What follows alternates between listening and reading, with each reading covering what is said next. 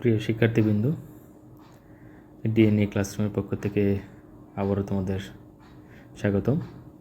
আজকে আমরা কথা বলবো একটি গুরুত্বপূর্ণ কোষীয় অঙ্গাণু গোলগি বডি নিয়ে। তাহলে গোলগি বডি কাকে বলে? গোলগি বডি হলো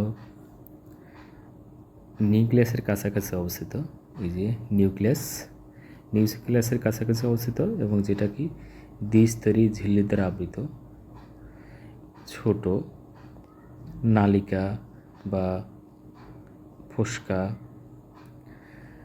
চৌবাচ্চা বা ল্যামেলের মতো যে সাইটোপ্লাজমীয় অঙ্গাণু তাকে বলা হয় কি গোলগি বডি।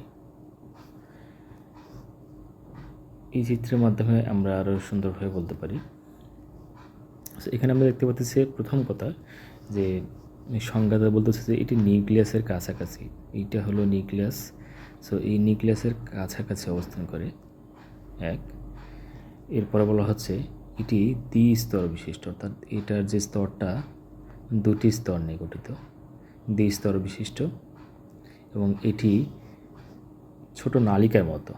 আমরা দেখতে পাচ্ছি অনেকগুলো নলের মতো, বিশেষ করে এখানে ছোট ছোট নলের মতো নালিকা বা অনেকটা এই যে ফোস্কা আকৃতি, এই যে ফোস্কা আকৃতি অথবা চৌবাচ্চা বলতে পারি, যেমন এটা চৌবাচ্চার মতো দেখতে, চৌবাচ্চা বা ল্যামেলির মতো যে সাইটোপ্লাজমিক অঙ্গাণু, অর্থাৎ সাইটোপ্লাজমের মাঝখানে যে অঙ্গাণু আছে সেই সাইটোপ্লাজমিক অঙ্গাণু, তাকে আমরা কি বলতেছি? Golgi body.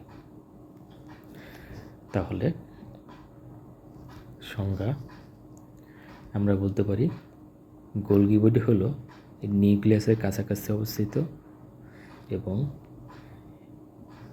দ্বিস্তর বিশিষ্ট ঝিল্লি দ্বারা আবৃত ছোট নালিকা, ফোস্কা, চৌবাচ্চা বা ল্যামেলির মতো যে সাইটোপ্লাজমিক অঙ্গাণু তাকে বলা হয় গোলগি বডি।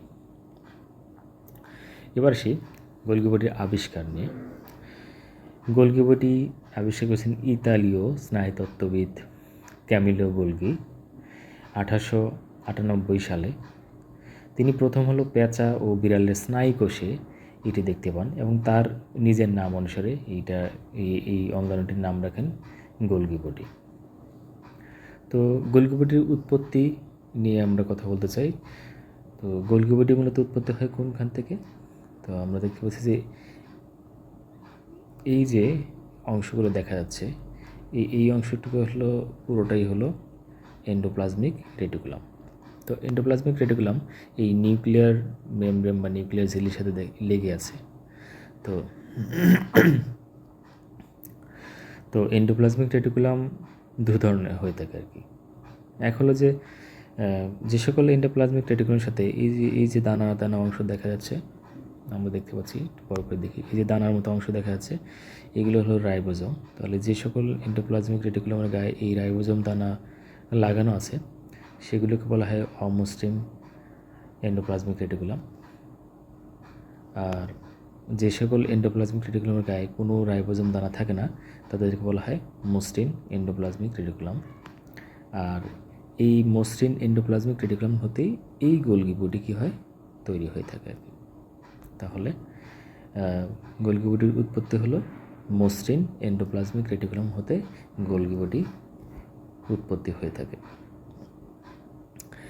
এবার আসি গোলগি বডি নিয়ে একটি গুরুত্বপূর্ণ প্রশ্ন, সাধারণত 1 মার্ক অথবা 2 মার্কের প্রশ্ন হিসেবে এটা এসে থাকে, সেটা হলো যে কোষের ট্রাফিক পুলিশ। সো কোষের ট্রাফিক পুলিশ কি?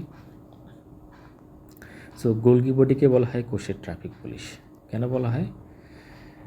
কারণ হলো গোলগি বডি ট্রাফিক পুলিশের মতোই অনেকটা কাজ করে। আমরা যেমন ট্রাফিক পুলিশের কাজ কেমন দেখতে পারি, যে সে হলো 4 রাস্তা বা একাধিক রাস্তার মোড়ে সে দাঁড়িয়ে থাকে, তো এক পাশে থেকে আরেক পাশে গাড়ি সে পার করতে সাহায্য করে আর কি। তো এখানে গোলগি বডিও অনেকটা এই ধরনের কাজ করে থাকে। তো সে কী করে? তাকে কেন ট্রাফিক পুলিশ বলা হয়? কারণ সে হলো এই যে কেন্দ্রিকা, অর্থাৎ নিউক্লিয়াসের দিক থেকে এই যে ভেসিকল দেখাচ্ছে, এটা একটা, এগুলো যে ভেসিকল, এই ভেসিকল জাতীয় বস্তুকে সে হলো এই যে প্লাজমা মেমব্রেন আছে সেই প্লাজমা মেমব্রেনের দিকে নিয়ে আসে আর কি। তো এই কারণে একে বলা হয় কোষের ট্রাফিক পুলিশ।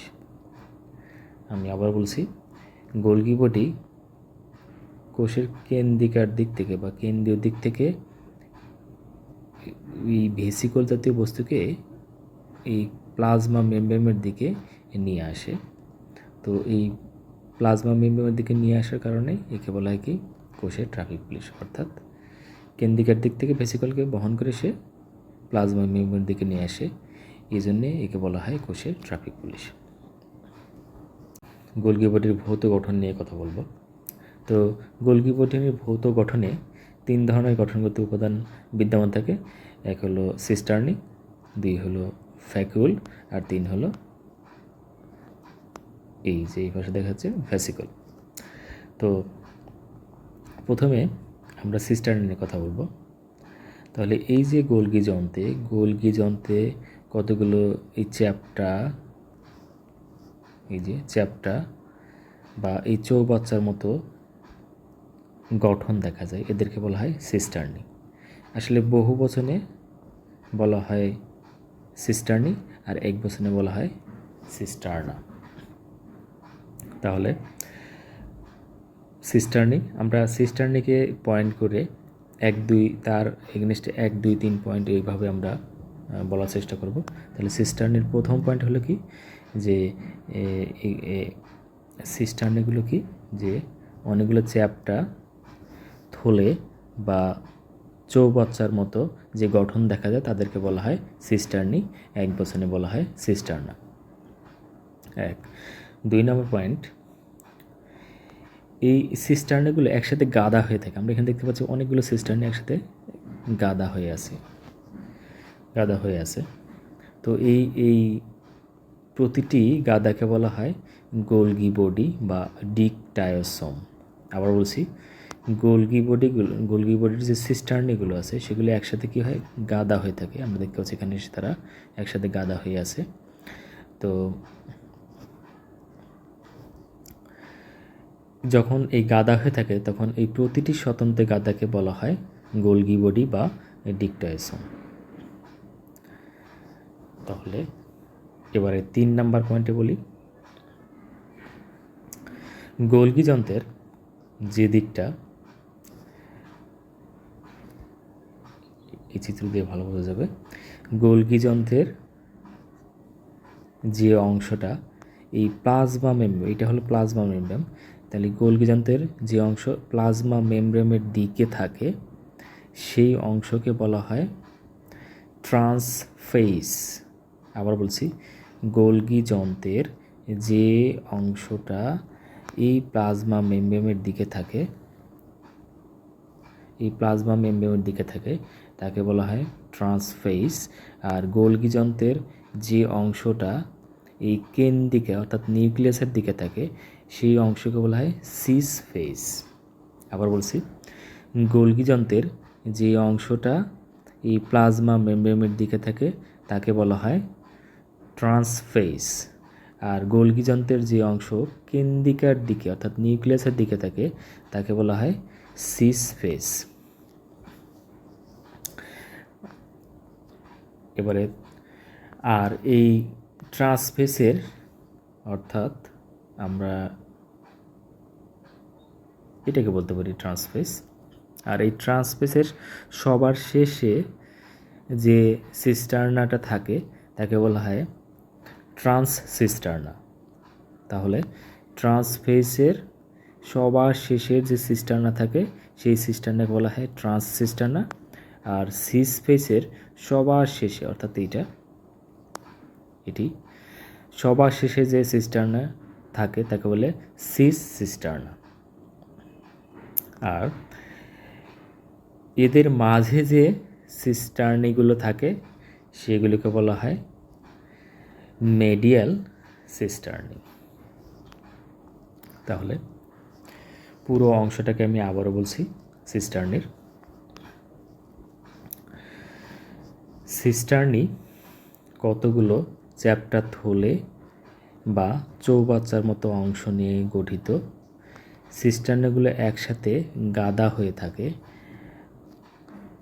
তখন প্রতিটি এই স্বতন্ত্র গাদাকে বলা হয় গোলগি বডি বা ডিকটায়োসোম। এবারে গোলগি যন্ত্রের যে অংশটা এখানে দেখতে পাচ্ছি, গোলগি যন্ত্রের যে অংশটা প্লাজমা মেমব্রেনের দিকে থাকে তাকে বলা হয় ট্রান্সফেস। আর গোলগি যন্ত্রের এই যে অংশটা এই কেন্দ্রিকার দিকে থাকে সেই অংশকে বলা হয় সিস ফেস। আর ট্রান্সফেসের সবার শেষে অর্থাৎ এইটি সবার শেষের সিস্টার্নাকে বলা হয় ট্রান্সসিস্টার্না, আর সিস ফেসের সবার শেষের সিস্টার্নাকে বলা হয় সিস সিস্টার্না, আর মাঝখানের সিস্টার্নাগুলোকে বলা হয় মেডিয়াল সিস। এবার সেই গঠনের দ্বিতীয় অংশ নিয়ে অর্থাৎ ভ্যাকুয়াল নিয়ে। সিস্টার্নির পার্শ্বদেশে যে গোলাকার থালার মতো অংশ দেখা যায়, এই যে আমরা দেখতে পাচ্ছি গোলাকার থালার মতো অংশ, একে বলা হয় ভ্যাকুয়াল। এই লাইনের মাধ্যমে আমাদের এই পয়েন্টটা শেষ হয়ে যাবে। অর্থাৎ আমরা বললাম যে ভ্যাকুয়াল কি, বললাম সিস্টার্নির পার্শ্বদেশে যে গোলাকার থালার মতো অংশ দেখা যায় তাকে বলা হয় ভ্যাকুয়াল। এবার 3 নম্বর অংশ, সেটা হলো ভেসিকল নিয়ে কথা বলবো। গোলগি যন্ত্রের সিস্টার্নের নিচের দিকে আর কি, ট্রান্সসিস্টার্না, বিশেষ করে গোলগি যন্ত্রের ট্রান্সসিস্টার্না, অর্থাৎ এটি হলো ট্রান্সসিস্টার্না। গোলগি যন্ত্রের ট্রান্সসিস্টার্নার নিচের দিকে যে ক্ষুদ্র ক্ষুদ্র থলির মতো অংশ দেখা যায়, এটি ক্ষুদ্র ক্ষুদ্র থলির মতো অংশ দেখা যায়, তাদেরকে বলা হয় ভেসিকল। আমি আবার বলছি, গোলগি যন্ত্রের ট্রান্সসিস্টার্নার নিচের দিকে যে ক্ষুদ্র ক্ষুদ্র থলির মতো অংশ দেখা যায় তাকে বলা হয় ভেসিকল। এবার আসি গোলগি যন্ত্রের রাসায়নিক গঠন নিয়ে। গোলগি যন্ত্র বা গোলগি বডি, এটির আবরণীতে 60% প্রোটিন থাকে এবং 40% ফসফোলিপিড থাকে। আবার বলছি, গোলগি বডি আবরণীতে 60% প্রোটিন এবং 40% ফসফোলিপিড থাকে। এছাড়া এতে ফ্যাটি অ্যাসিড, ভিটামিন কে ও ক্যারোটিনয়েডস থাকে। এবার আসি গোলগি বডির কাজ। এটি লাইসোসোম ও ভিটামিন তৈরি করে, এক। তারপরে অপ্রোটিন জাতীয় পদার্থের সংশ্লেষণ করে, অর্থাৎ অপ্রোটিন জাতীয় পদার্থকে দ্বারা তৈরি করতে পারে বা তৈরি করে। তারপরে কোষ বিভাজনের সময় কোষ প্লেট তৈরি করে। তোমরা নিশ্চয়ই জানো যে মাইটোসিস কোষ বিভাজনের যে 5টি ধাপ আছে, তো সেই ধাপের যে 5ম ধাপ টেলোফেজ। সো টেলোফেজ দশায় দেখা যায় যে 2টি কোষের মাঝখানে ডট ডট ডট এরকম টান দেখা যায়। সো অর্থাৎ 2 কোষের মাঝখান দিয়ে একটা অংশ তৈরি হয় এবং পরবর্তীতে ওই অংশ বরাবর 2টি কোষ, এই কোষ 2 ভাগে ভাগ হয়ে যায় আর কি। তো ওইটাকে বলা হয় কোষ প্লেট। এছাড়া গোলগি বডি বিভিন্ন পলিস্যাকারাইড সংশ্লেষণ ও পরিবহনে অংশগ্রহণ করে। এজন্যে উদ্ভিদ কোষে গোলগি বডিকে কার্বোহাইড্রেট ফ্যাক্টরি বলা হয়।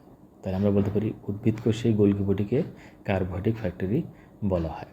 এছাড়া মাইটোকন্ড্রিয়াকে এটিপি উৎপাদনে সে উদ্বুদ্ধ করে। তাছাড়া প্রোটিন ও ভিটামিন সি সঞ্চয় করা এবং শুক্রাণুর অ্যাক্রোসোম তৈরিতেও সহায়তা করে থাকে আর কি।